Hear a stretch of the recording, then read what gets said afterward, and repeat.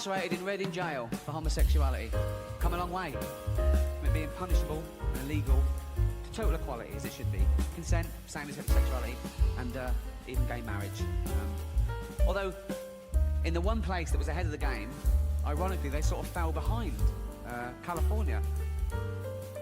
They overturned it at the last election. They had a referendum, and they said no to gay marriage.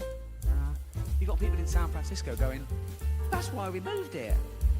It's a strange sort of bigotry that you could affect someone's lifestyle but doesn't affect you back. It's not like they went once and said, do you mind if these two men get married? And they went, oh yeah, okay, wank them off then. What? I think that's going to happen.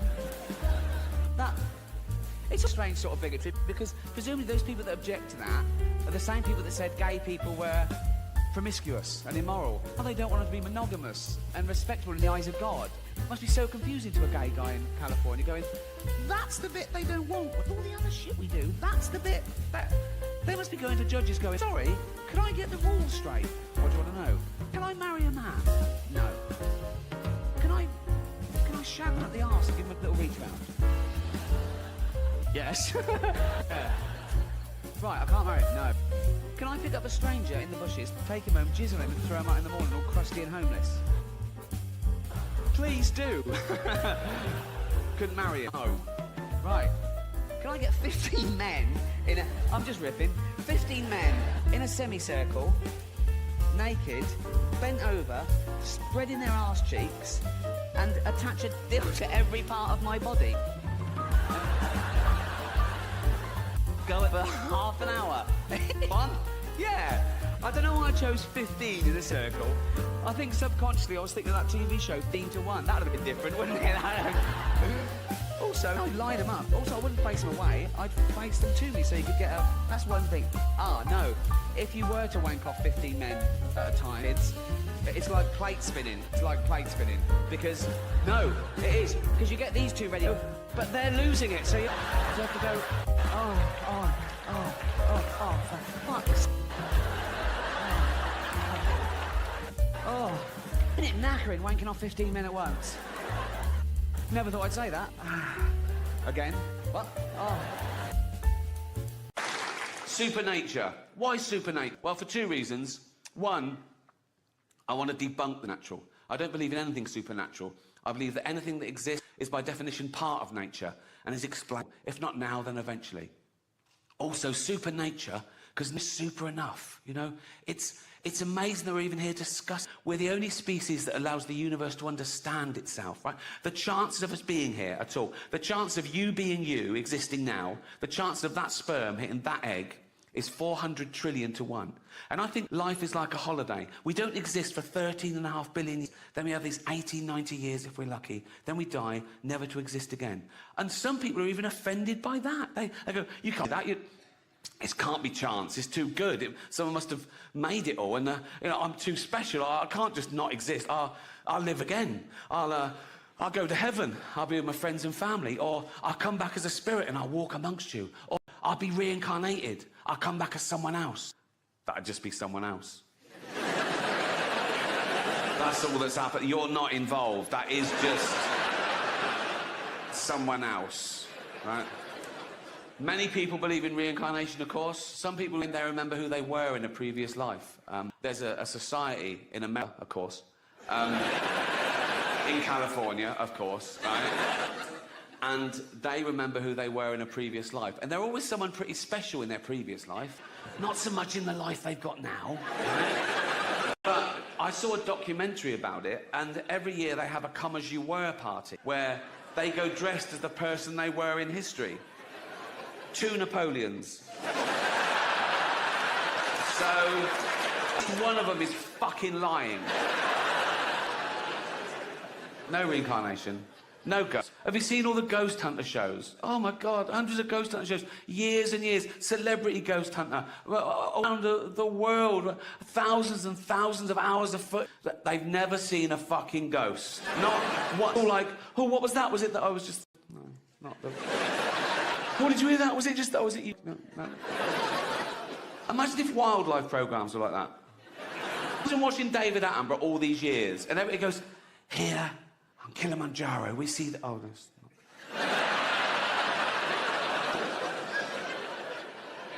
and by the banks of a Limpopo, the elusive... Oh, that's not... You'd stop watching the cunt. I've never seen a ghost. The pedo hunter shows, on the other hand, there's usually a crew just in case, you know what I mean? Particularly if it's a BBC production. Oh, shut up. There's no reincarnation, no ghost, no heaven, I believe. People can't get over that. People quiz me on Twitter when they find out I'm an atheist. They go, what, you don't believe in God at all? I go, no. Do you pray? I go, no. They go, why don't you pray just in case there's a God? And I say, why do you put garlic over your door just in case there's a Dracula? And I've got no problem with praying, you know. I know loads of nice Christians and Muslims and Jews, and if one of my family is very ill, I pray for them. And I always say, oh, thanks very much, because it's a nice gesture. If they said, oh, we also cancelled the chemotherapy, I go, don't do that. Don't do that. Pray, feel your button, but let's do the praying and the chemotherapy, shall we? Because that's the same result as just the chemotherapy. So let's definitely keep that, shall we? I got in trouble talking about praying on Twitter once. Do you remember a few years, that terrible disaster in Oklahoma, the hurricane? People lost their lives and their livelihood, and I donated to the Red Cross. I tweeted about it with a link saying, you can donate here too, trying to help them with their drive. And one of those sort of frivolous entertainment magazines from America, their account thing, it really annoyed me. They tweeted, Beyonce and Rihanna send prayers to Oklahoma. And I tweeted back going, oh, I feel like a cunt, I only sent money.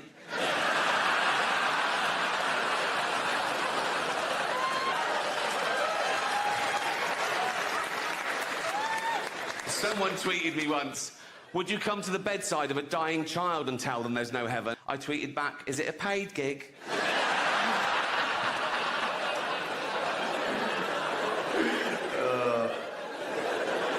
I don't care whether you believe or not, what you believe in, who you pray. Doesn't affect me. I just think that nature is super enough, you know? I don't think we need angels and unicorns. We've got the fucking octopus. That actually exists. 8 legs, 9 brains, 3 hearts and a beak. Make your fucking mind up. What are you... The duck-billed platypus, a monotreme. When scientists first found that, they thought it was a hoax, because it produces eggs and milk. It could make its own custard. It doesn't, but it could. It could. It definitely could. Thank you. Oh, thank you. Thank you very much. Cheers. Thank you. Thanks. Thank you. You don't get encores in other professions, do you? If you're a builder, you do a great job, and you go, cheers. You go, come back. What? Come back. All right. It's a good job I left a bit. I was talking earlier about trying to educate myself, and that is true. And I think, you know, the internet is probably the greatest resource of information the world has ever seen. It's amazing. And online encyclopedias that you can go into and change. You can't do that in a library, can you, really? You can't just get down an encyclopedia and go, what are you doing, mate? Just changing a bit. Fuck off.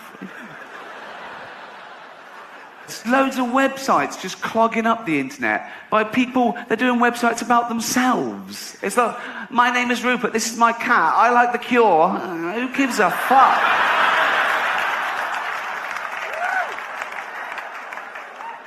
And the trivia sites, where just people just load up things they've learned. And I just think, what, do they wake up in a cold sweat and go, I've got to tell the world this, the peanut is not a nut, it's a legume. But my favourite are the animal facts. The animal facts are just, I think, incredible. This is from a website called Deb and Jen's World of Knowledge, okay? And I want you to think about the people who put this up, okay?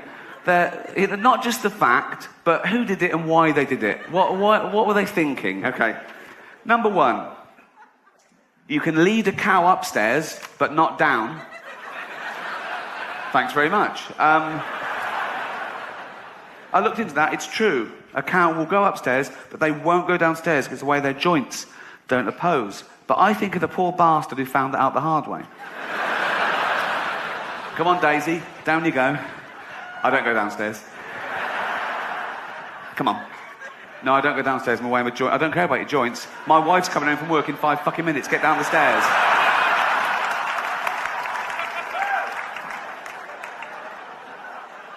You thought, yeah, I've got to tell other people about this. Number 2. Stroking a spider can cause it to go bald. Thanks. 1, what sort of maniac goes around stroking spiders? Dracula's assistant? I don't know. 2, is that a problem in the arachnid world? Premature balding? Do they worry about that much? I thought they'd be loving it, wouldn't they? Being a skinhead, they're so fucking hard. Got all the legs, all the eyes, and the teeth. Fuck it, I'm bald. Who cares? Adds to it. I like it more. But no, apparently it's a big problem. You stroke a little spider, he goes, oh, fucking hell. He runs back to the web, and all the other spiders go, what are you wearing a baseball cap for? Fashion.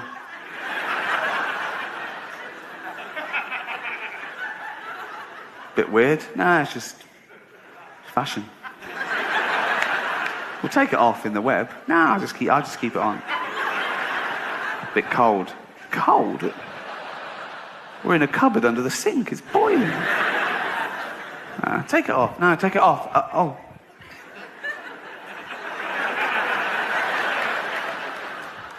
Have you been letting a human stroke you? Leave this fucking web. Number 3. Polar bears will sometimes cover their black nose during a hunt to camouflage themselves more completely. It's a good idea, isn't it? Because apart from the old nose, are perfectly camouflaged. They're white, the snow's white. So they're sneaking up on a little Arctic hare. And they get there, and the Arctic hare, he turns round, the polar bear goes...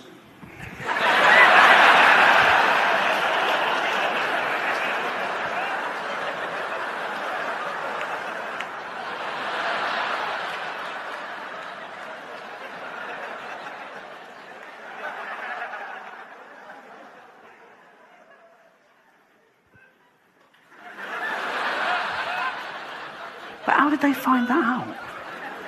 Because that's behavioural. All the polar bears sitting round one night going, I'm starving. Every time I sneak up on a little hare, he looks round and then he hops off. It's like he can see me. I can't work it out. Little voice, little hare goes, I can tell you. Can you see us? Well, I can see where you are and how many there are of you. Really? How? You'll kick yourself.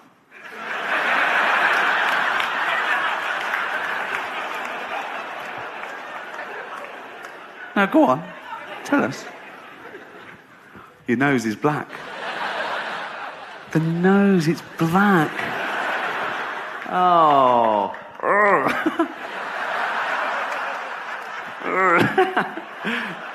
Cheers.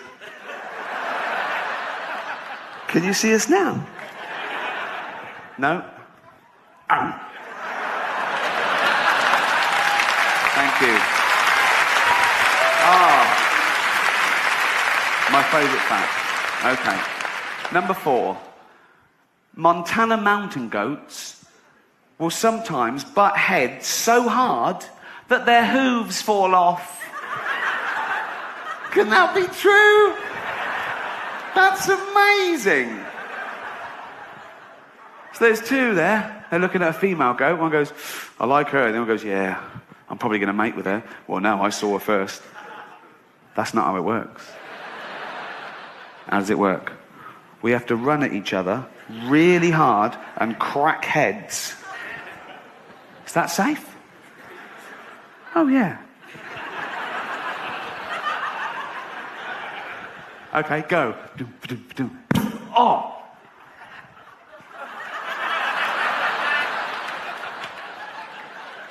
Ow!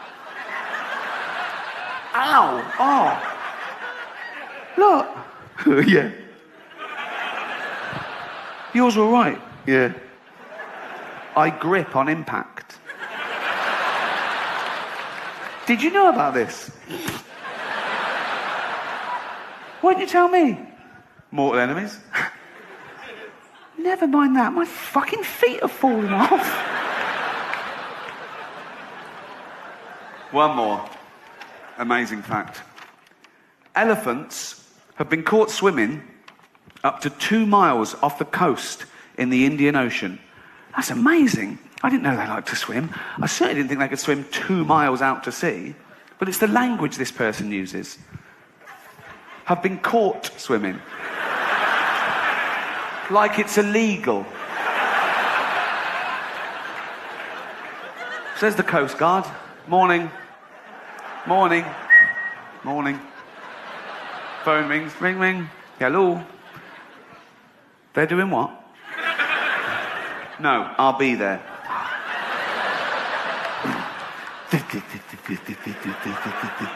That's me in a little boat. I'm not jacking a bloke off behind me. I'm just...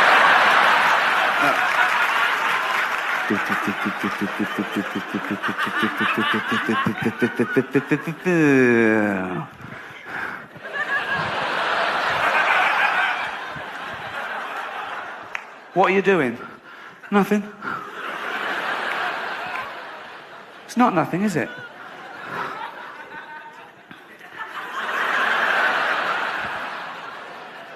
What's that? Beach ball?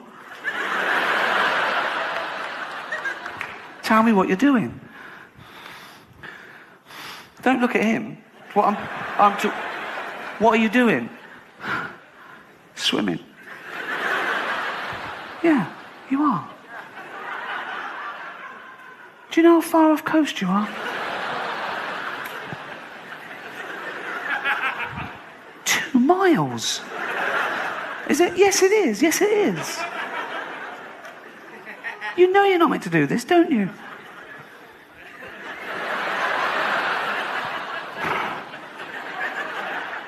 Don't cry.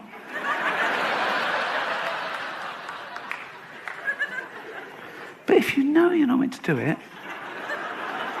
I've told you loads of times, why are you doing it again? I forgot. Get in the fucking boat. Thanks very much. Good night. Thank you. Thank you very much. Thank you. Thank you. Cheers. Thank you. Cheers. Oh, thank you. I should just say, not a lot of science. But then, if you've come here to revise for your thesis, you're fucked, to be honest. I should have called it an investigation into the rational and non-rational. We imposed sort of scientific method on a few... We busted a few myths, remember? Fat birds losing weight and looking at... Remember that one? We did that. And we looked at a few things you may or may not believe in. Religion, racism, homophobia, 2 things I've never been a part of because they're born of ignorance and fear. And it's fear that I think threatens rational thought more than anything. I've always considered myself a sort of liberal, rational sort of bloke. And then after 9/11, the world went a bit crazy. Understandably, the rules suddenly changed and there was a lot of anger and fear and finger-pointing and hysteria. And I still try to remain rational in it all. I'd be in the pub with friends and I'd be going, no, you can't say, that's a generalisation.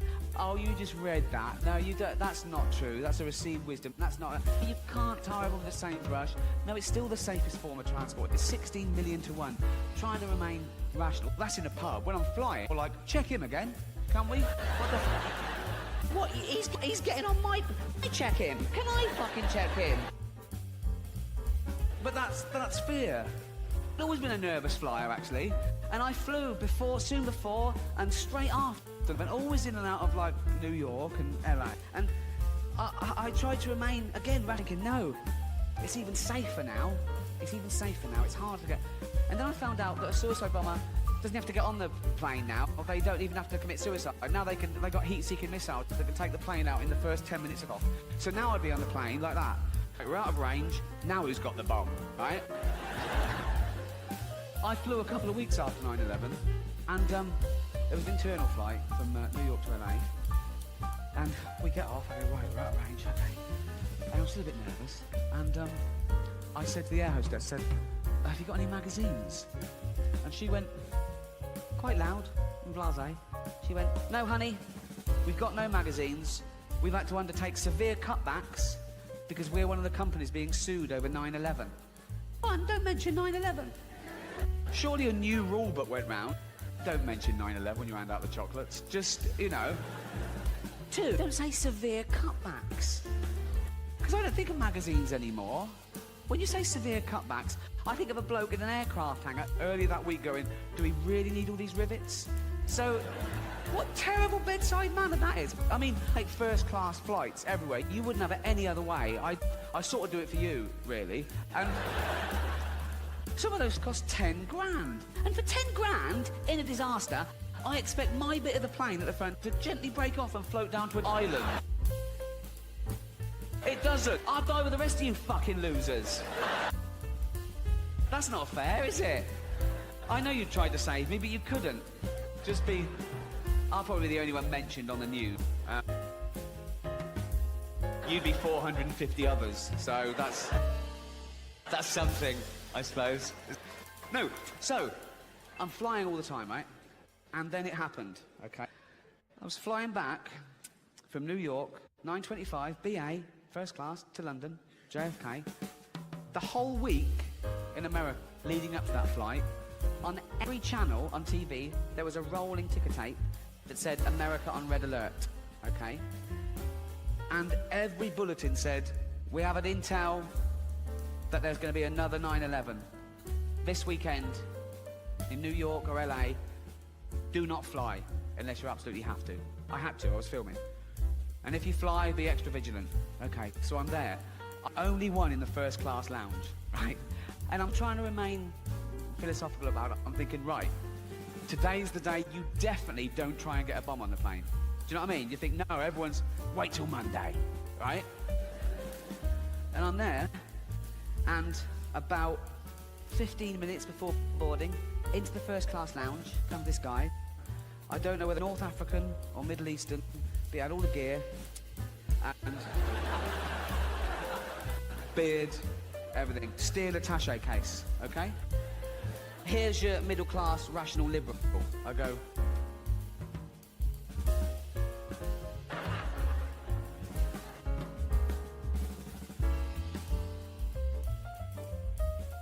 I'm suddenly just engaging staff in inane conversation. I'm going, flight on time?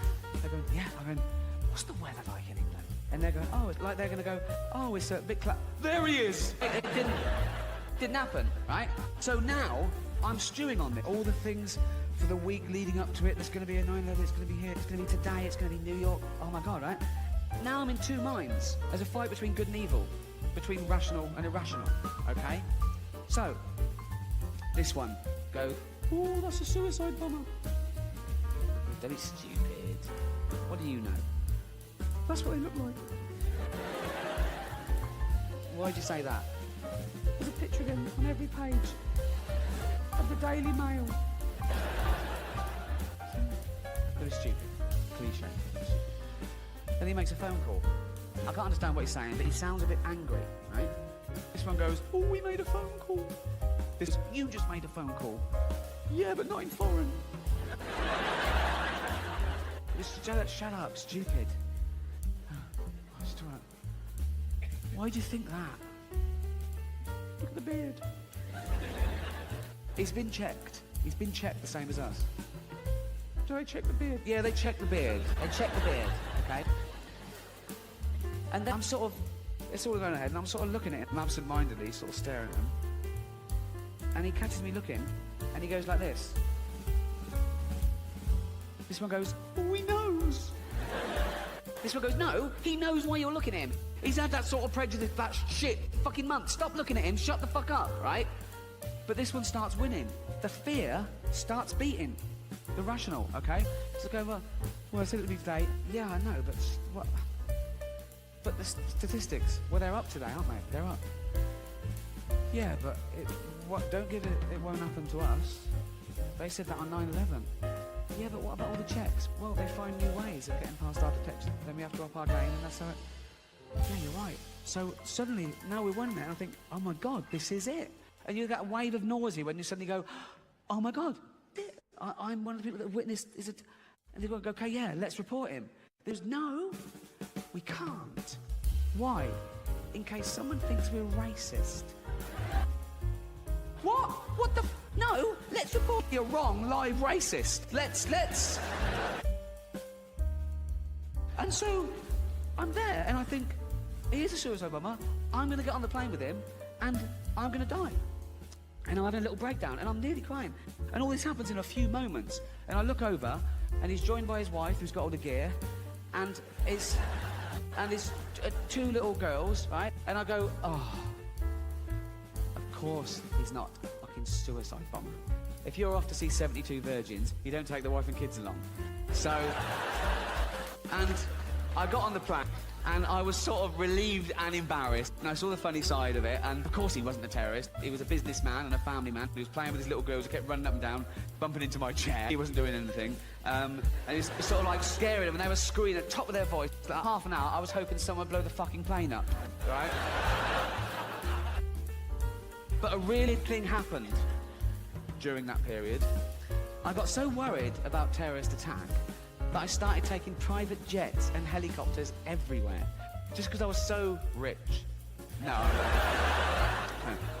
No, because my rationale was, I'm the only person on this plane, and I definitely haven't got a bomb, so we're fine, okay?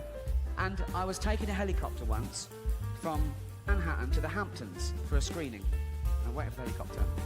Fine, 2 days before that, I'm in my apartment in New York, okay? Eating my Cheerios. There's a carton of milk there. And in America, they put missing persons on the milk cartons. I've seen 1,000 of them. But this one, it was for a child, which is always, sad. It's sad when anyone goes missing, but because of her age, presumably it was an abduction as well. And it was also a plea from the mother, and it was the language she used. It was sad. She just said where the girl went missing and the name of the girl, which I won't say, but I remember it. And she just said, 5 years old, blonde hair, blue eyes, always happy, please help me. 2 days later, I'm on the Lower East Side. I went for this helicopter, a little helipad. There's just a little sort of like station there. And it's like a wharf development. And I'm sort of looking down onto a building, a derelict building. And I look down, and someone had a brown blanket up as a curtain on one of the windows, sort of gaffer taped it up, and it had fallen away. And I'm sort of looking, and I look in, and it's an empty room. It's true, except a mattress and a little girl sat on the mattress with her hands tied. And my fucking heart, I thought, 5 years old, blonde hair, blue eyes, always happy, crying her eyes out.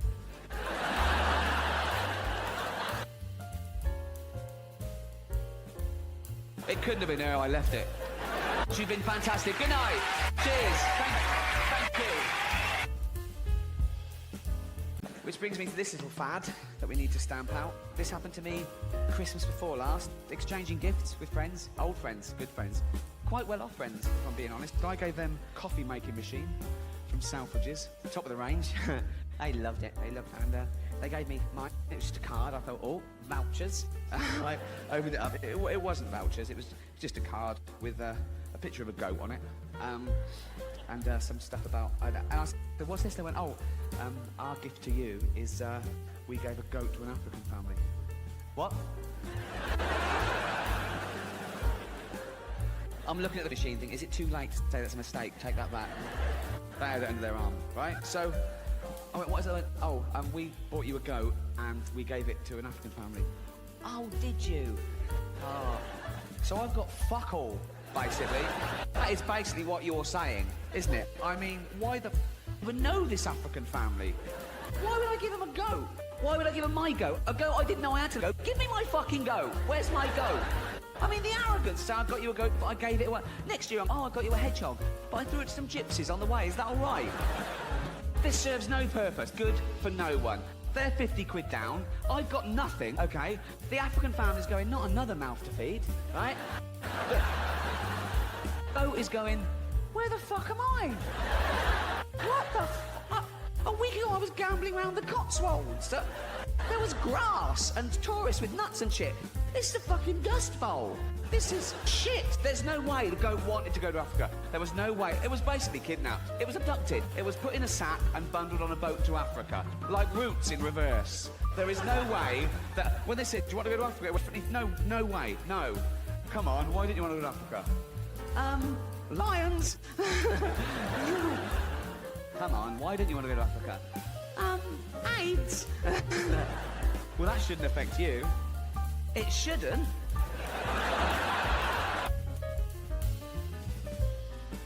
This is my first new stand-up, 7 years, if you don't count the Golden Globes. You shouldn't. The Golden Globes, very different. Oh, God, different vibe. 200 people watching around the world, and it's live, you know, big thrill. But with that many people watching, there comes a bit of stick. Everyone's different. Everyone's a blogger. Everyone goes, I was offended. Oh. Why? He said an horrible thing. We said loads of horrible things. Yeah, but that was a thing that I care about. And that's the thing about offence, isn't it? It's about feelings are personal.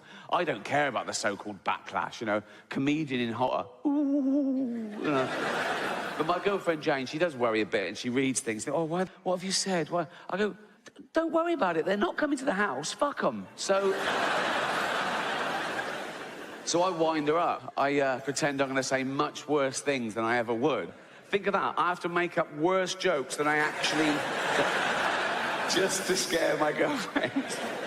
So when I'm doing the Golden Globes, we go out about a week before. It's in LA. We fly out, right? And I'm right into the ceremony approaches, and, you know, they release sort of more presenters, and I take my pick. I go, oh, yeah, I've got a good intro for them. Yeah, I do. Yeah. Mel Gibson. Yeah, I'll introduce him. Yes. And about 3 days before this one, right, just to wind Jane up, I said, oh, I've got a good intro. She went, what? I said, Bill Cosby would make our next presenter sleep on the couch. Please welcome Helen Mirren. I didn't do it. I didn't do it. She went, you're not going to do it? I said, no, I'm not going to do that. Next day, I said, is this too much then? I said, not even Bill Cosby carries enough tranquilizer to bring down this next magnificent beast. Please welcome Melissa McCarthy. I didn't do it. I'd never tell a joke like that. It's horrible. I was just doing it to annoy Jane. I'd never think of that. So don't... Even on the day, on the way to the red carpet, we're in the limo, just to wind her up, I said, oh, I'm going to start off with a funny little one-line, just an old-fashioned joke. She went, oh, what? I said, what did the deaf, dumb and blind orphan get for Christmas? And Jane went, I don't know. I said, cancer.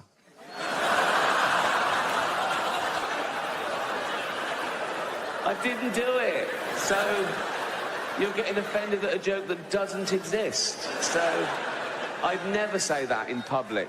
So to anyone who mattered. Anyway, so don't... It was, I didn't have to worry about offending anyone because it just happened, so... And the big controversy last time I did it was a Caitlyn Jenner joke, right? Oh, outrage on Twitter the next day. And by outrage, I mean a couple going, it was transphobic.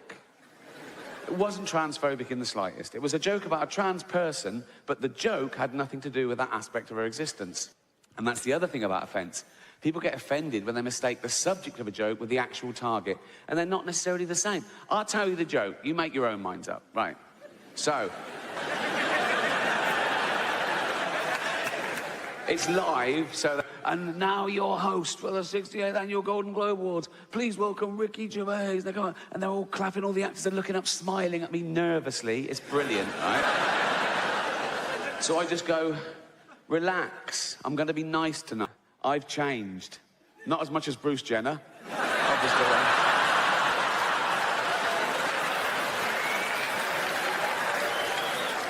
And I go, now Caitlyn Jenner, of course, and what a year she's had. Became a role model for trans people everywhere, bravely breaking down barriers and destroying stereotypes. She didn't do a lot for women drivers.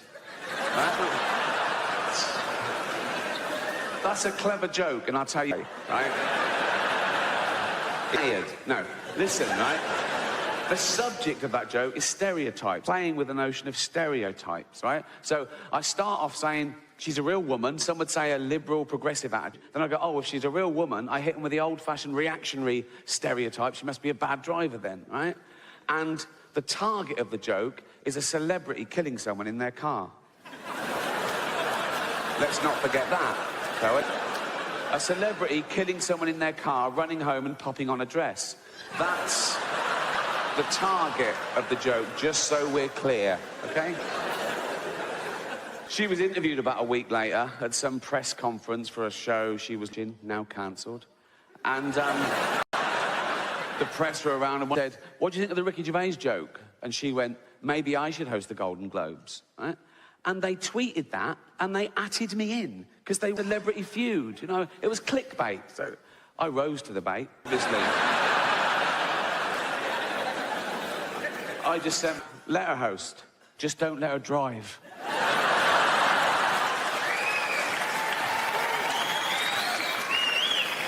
Another website that was in the room, Entertainment Weekly, they tweeted a different headline, and they atted me in as well. And their headline was, Caitlin finally breaks silence over Ricky Gervais.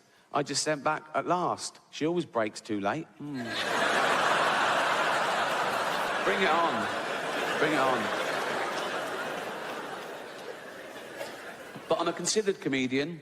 I like my jokes to be accurate and my targets to be fair. So I was engaging these people. I was saying, why is it transphobic? And they were saying, it's about a trans person. I said, well, that's ridiculous. That's like saying a joke about Bill Cosby is automatically racist. It depends on the joke. But I was talking to them, I'm willing to learn, and I found out my crime was that I dead-named her. Now, I'd never heard that term, you know, before a day after the Golden Globes, and that was saying her old name, and even acknowledging that she used to be a man. But she did. I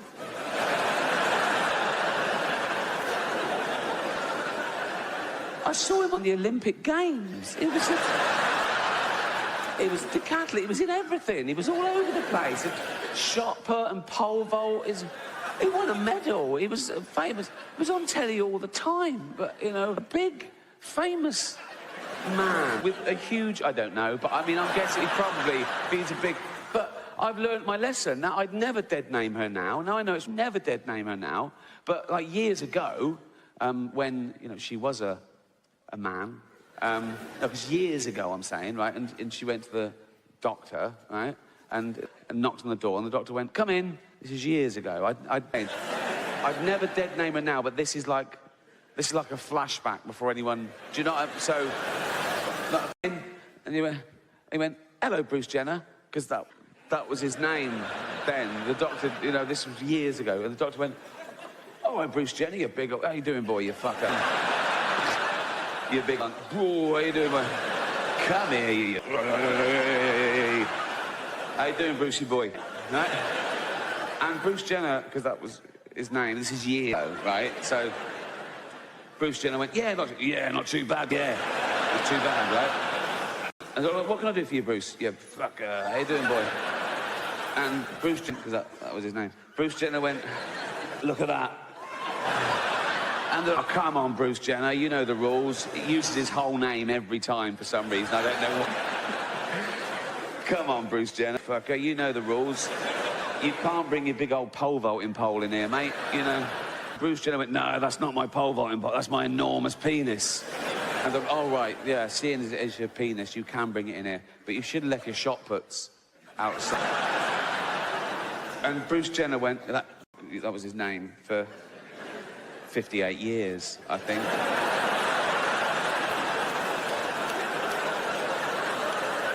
He went, no, they're not my shot puts, they're my enormous testicles. That's where I keep my testosterone and my spunk and shit, right? And the doctor went, oh, yeah, that makes perfect. I'm a medical man, and that you're a big, you fucker. How you doing, boy? You're a big, you're big, and you would have a big old cock and balls. They're beautiful, they're a bit familiar. And I go, no, but you must be very proud of them, Bruce. Bruce Jenner went, oh, this is going to surprise you, doctor. I want to get rid of them. And the doctor went, what? Why? Oh, they get in the way. Get in the way of what? Fucking driving, for one thing.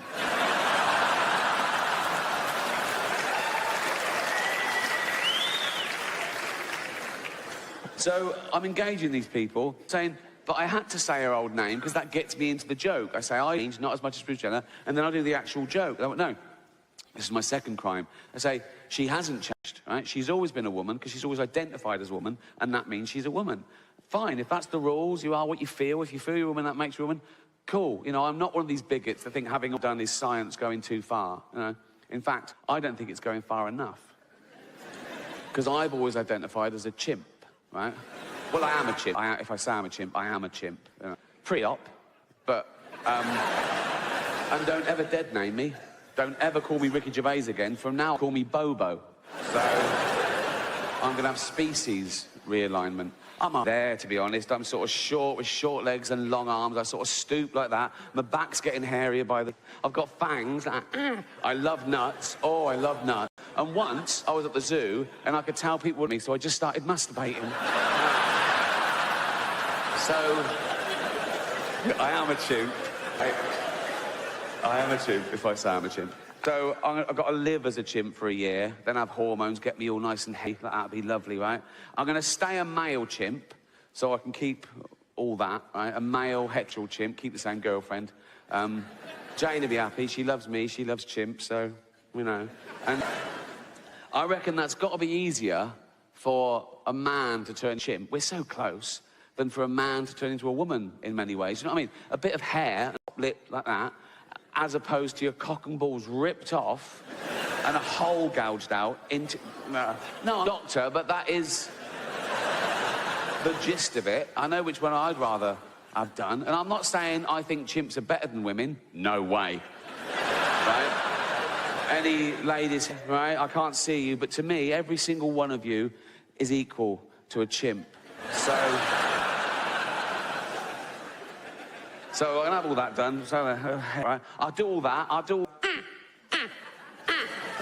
I'll retain the ability to speak English, like in emergencies. If I'm talking to Jane, I'm going, she's going, what is it? What is it, Booba? Get the fucking oven on. There's a fire. Telling me that if Caitlyn Jenner was being chased by a wolf, right, and there was a big fence, she had a long pole, she'd revert. She'd be over fucking easy. So, all that done, all that, doing all that, right? Legally a chimp. I'll be properly chimped up. I'll be able to use chimp toilets and everything, right? And then I'll be walking along Hampstead High Street, holding Jane's hand. Come on, Bobo. Like that, right? Even old hands now, so I don't know why she's suddenly all over me just because I'm a chimp, right? But we'll be all in maybe matching jumpers. So, come on, Bobo. In love. Just two guys. And then, if a bigot in a white van slows and goes, that's fucking disgusting, I just fling shit at him and run up a tree. And that's why that joke isn't transphobic, so...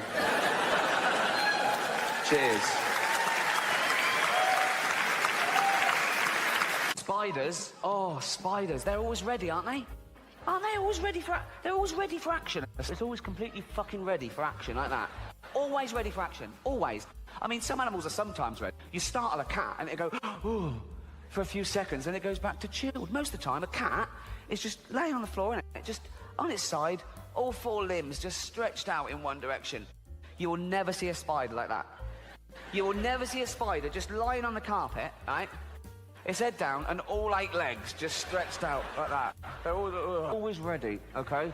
They're always ready in every direction, like the fucking Matrix. Like that.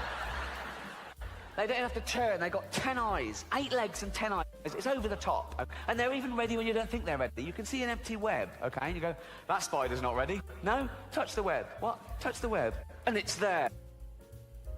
I fucking hate them. 37,000 different species of spider. 37,000 different species of spider. I mean, millions and billions of individuals in each species. And that's just one class, arachnid, of one phylum, Arthropoda. There could be 5 million species of animal alive now on the Earth. Best guess, okay? And that's 1% of all animal species that have ever existed. 99% of all animal species that ever existed are now extinct. And that remaining 1% is 5 million strong. Take one of those species, termite. If we were to weigh every termite alive now, it would be 10 times the tonnage of every human being on Earth. And it's statistics like that that make me think that this book isn't totally accurate.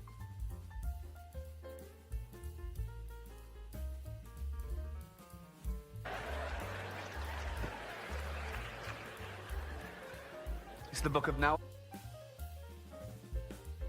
the children's edition. Actually got this awarded to me when I used to go to Sunday school every week. I believed in all this till I was 8. St Agnes Sunday School, presented to Ricky Gervais, R-I-K-K-I. Fucking mongoose.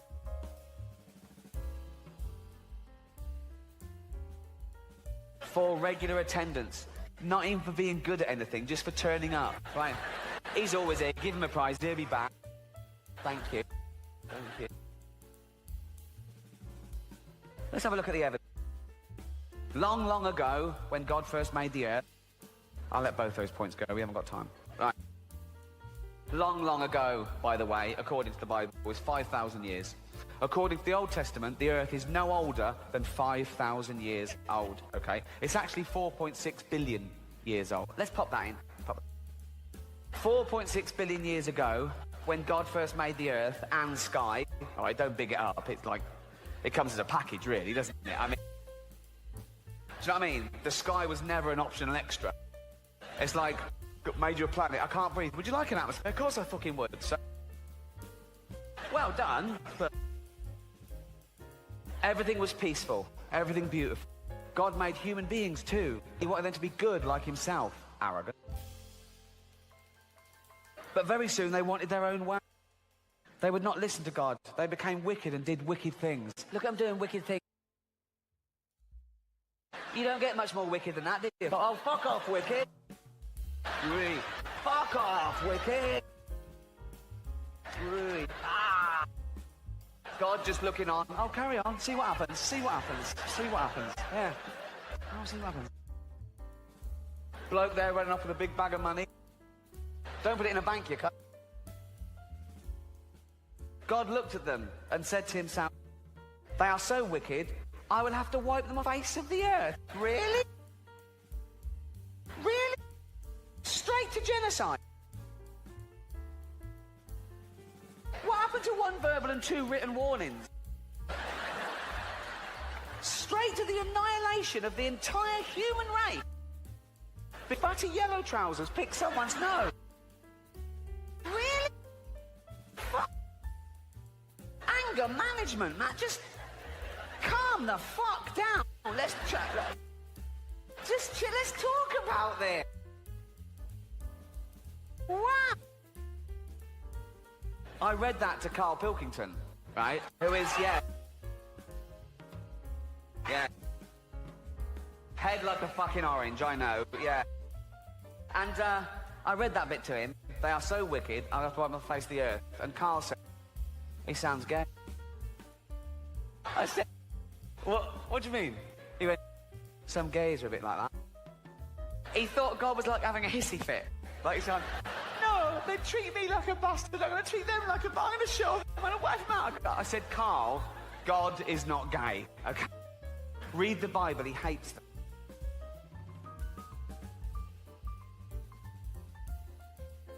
They are so wicked, I will have to wipe them off the face of the earth.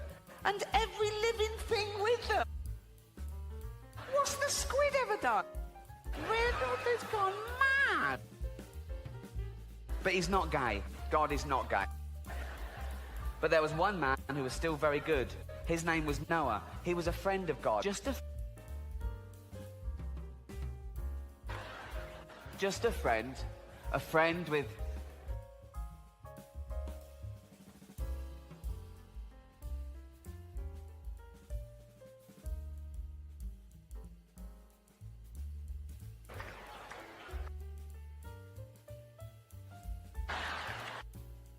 What's he doing? He lives in a cave. What's in with this? What are you doing? Seeing God.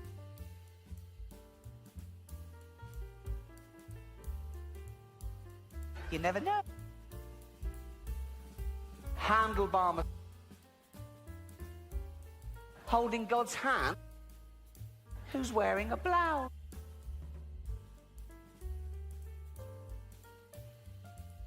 God is not gay. God said to Noah, I am so angry with men.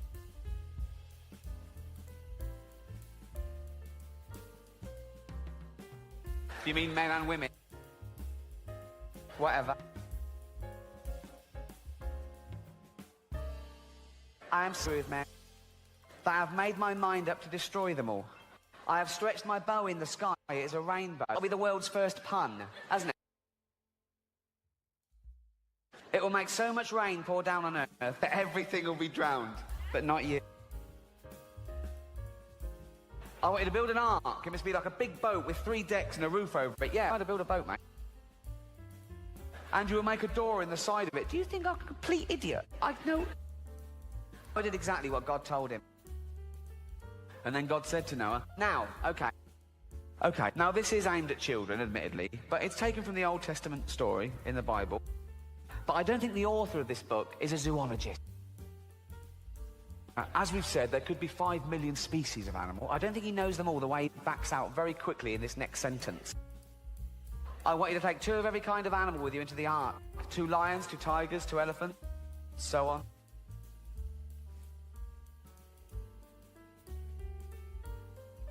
What? I've got lions, tigers, elephants, so on. On you go. Look after them well, keep them alive. And Noah did what God said. Now I wanted to study that scenario. Okay, so God is angry with mankind. He's fed up with them. They're wicked, right? He's going to wipe them out and just start again with Noah and his wife. He's angry with the animals too, for some reason. I don't. So he's going to start again with just each species. He calls a flood. They build an ark. Noah goes, right, 2 of every species. 2, just do it quick. First 2. Oh, there's a stampede. Elephants. 2 toucans. Just walking.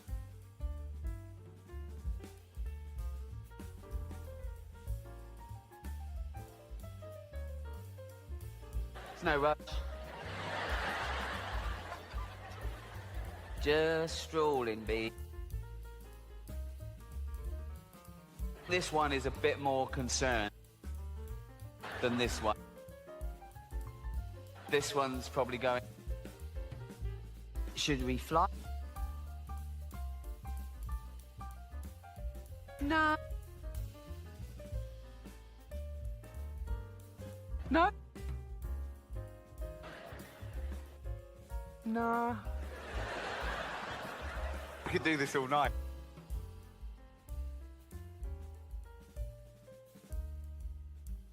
No.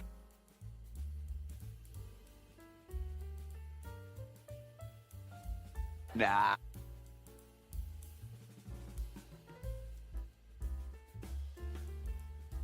Sure.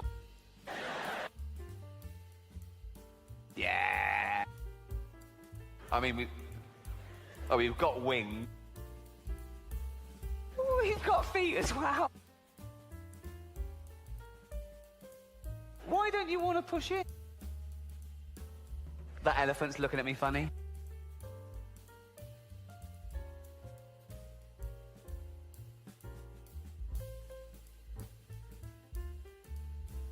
Yeah.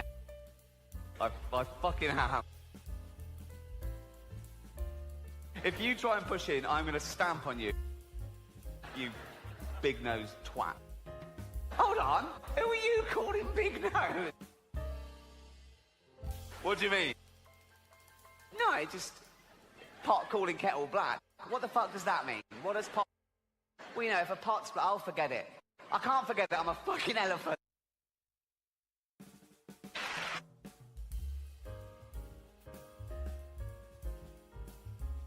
Two camels, 2 lions, 2 ostriches, 2 leopards, 2 tigers, 2 zebra.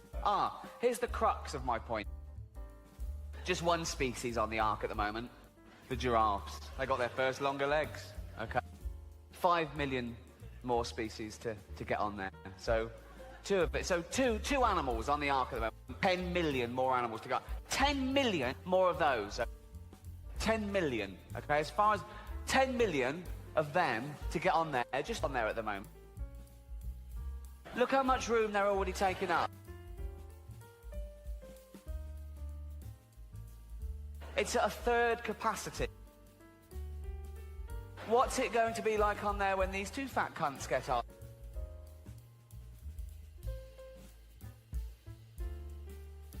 Then God bent the bow of his anger and the rain came flooding down, covering the earth with water. It rained for 40 days and nights. The flood water rose higher and higher until it covered the tops of the highest mountains. Every living thing was drowned except Noah and the animals in the ark. And the fish. They were fine, weren't they? They were fine. They were loving it. They were better off. In fact, all the sea creatures. I mean, mountains underwater, their domains had increased like tenfold. Also, it's so much more interesting. You've got crabs going, I'm on a fucking mountain. This is amazing. I never want this flood to... I've never been up here before. I think of that when you see on the news, like there's a little village in Gloucester flooded or something. It's really sad. You see people, they've lost their homes and they're in dinghies and they're carrying their pets. And you see a little row of antique shops completely underwater. And I think of a fish just looking in the window of that antique shop for the first time.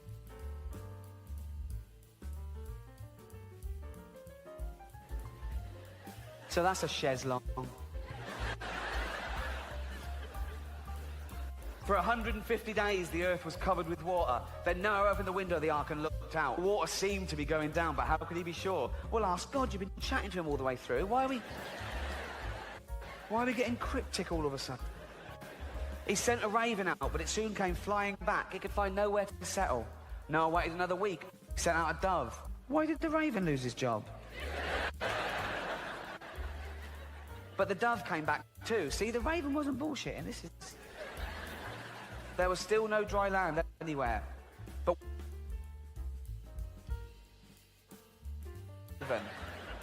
racist.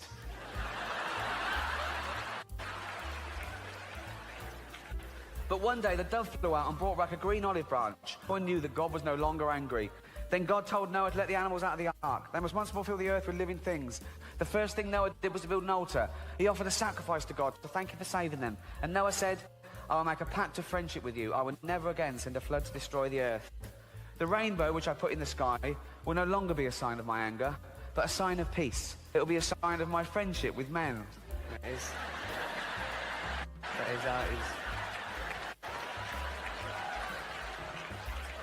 That is how it is used today. They took it literally. It will be a sign of my friendship with men, which begins today, and which my son Jesus will one day prove by shedding his blood for men. Who? You'll see. There wasn't a teaser campaign in the Old Testament. Coming soon, the sequel.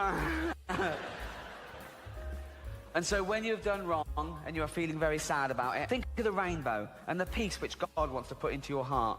He has promised to be your friend, promised to be his. And that's just one of 12 in the Dove series. I've only got one, number 9 now. Although I think my favourite would be number 8, just from the title, Jesus and the Cripple. Thank you. Cheers.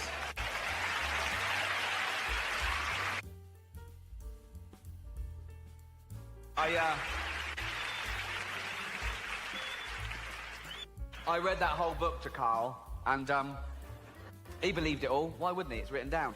And I said, Carl, think, how could they get 10 million animals on a boat? Carl went, they said it was a big boat. Yeah, they did, that's true. I said, but they're all part of the food chain. They would have literally had to have eaten each other to survive. Why didn't the lion eat the antelope? Why didn't the spider eat the fly? And Carl said, because in a crisis you all pull together. No, don't applaud that. We shouldn't talk about such things. It's not like we're in peace times now, is it? There's a little thing going on in a country called Iraq, which is not my favourite war. My favourite war is... oh, so many. They're good for different reasons.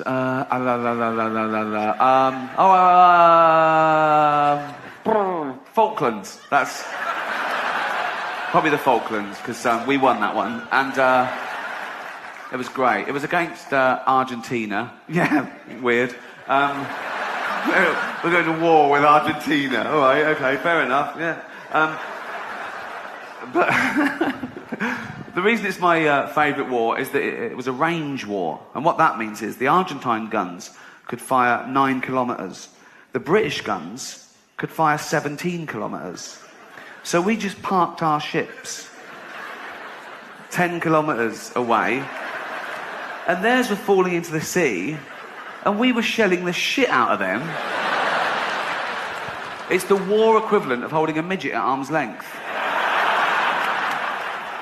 And he's flailing, and you're just kicking him in the bollocks like that.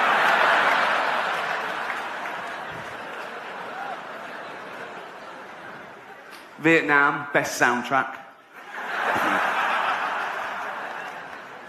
Second World War, best ending.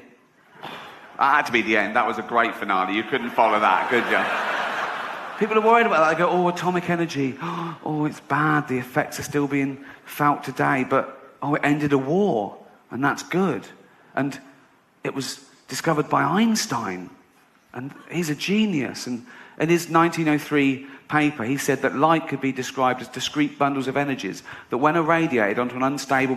What maniac thinks like that? Really?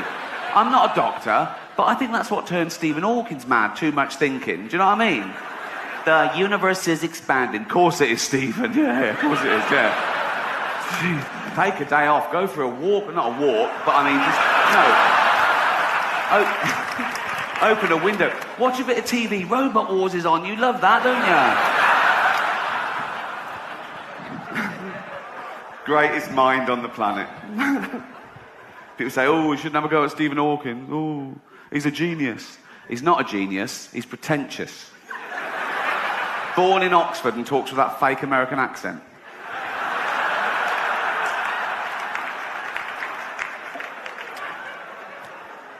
He is actually a hero of mine. Not my greatest hero. My greatest hero is Nelson Mandela. What a man, isn't he? He's an incredible man.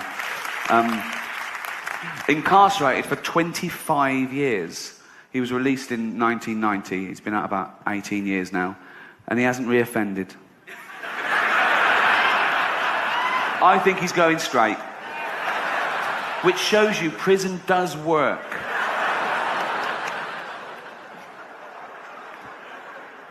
I learnt a lot last year about one of your great American heroes, Rosa Parks. It was the 200-year celebration of the abolition of slavery in Britain last year.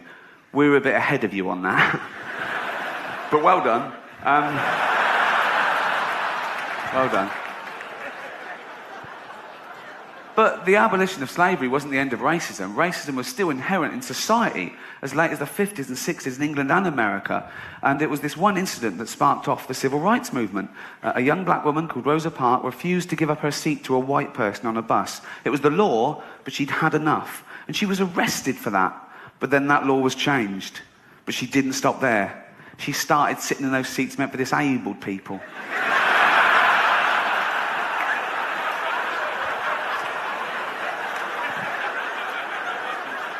She talked to the driver when the bus was in motion.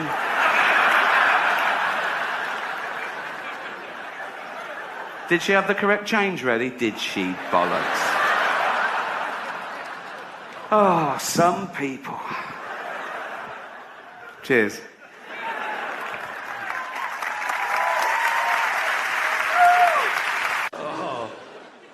I'll leave you with one final story. It's another true story. If I say they're true, by the way, they are. I promise, they're all true. And my favourite are the school stories, and this is probably my favourite school story ever. It was 1970 again, so I was about 14. And we had a kid in our class called Gary Masterman. And Gary developed Tourette's syndrome. Like, every sentence had a swear word in it. He had a tick. Because we learned all about it in assembly. Gary was up there. All the teachers knew him. All the kids knew him. He was a popular lad, right? And... yeah, nice guy, Gary Masterman. But sometimes his tics seemed relevant. And I'll never forget, we were having this lesson with a young female teacher called Miss Wilkie, right? And she was at the blackboard, and she was doing those calling out suggestions. I can't remember what it was about, but she'd go, Simon, what... yeah, that's good. Yes, that works, yeah. Brian, what do you... yeah, good. And she went, Gary. He went, I'll finger you, miss.